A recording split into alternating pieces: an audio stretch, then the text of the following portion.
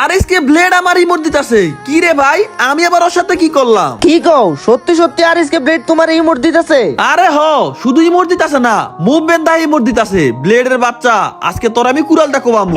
এই মিয়া, এটা তো অরিজিনাল ব্লেড না, মনে হয় ব্লেডের ড্রেস আপ পরে আইছে। যাই হোক, আমার ইমোট দিছে তো আমার সামনে কিন্তু নামছে একটা এনিমি। এইটার আমি মারি না, নাইমা দাঁড়াইতে পারি না, আবার মাইরা দিছে এমএসএম রাভি ওয়াইটি। এই প্লেয়ারটা আমার ফ্যান লিস্টের। ও কি তোমার ইমোট দিতেছে? হো মিয়া, আমারে খালি সবাই মাইরা মাইরা ইমোট দেয়। তুমিও তো রিভেস, তোমার মেয়েরা কেউ ইমোট দেয় না। আমি তো ভালো খেলি, তাই আমারে কেউ ইমোট দেয় না। আরে খাইছে রে যে ভালো প্লেয়ারটা। তোমার যে এক গুলির স্পিড, একটা বাড়ি আর একটা বাড়িতে আমি ঢাকার থেকে কক্সবাজার যেতে পারবো।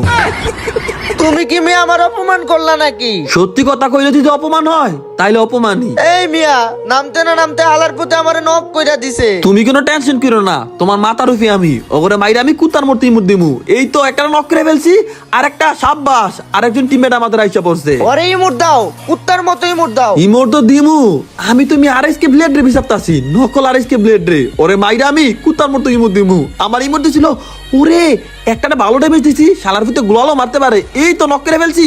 ও ভাই, আরেকটারও নক করে ফেলছি।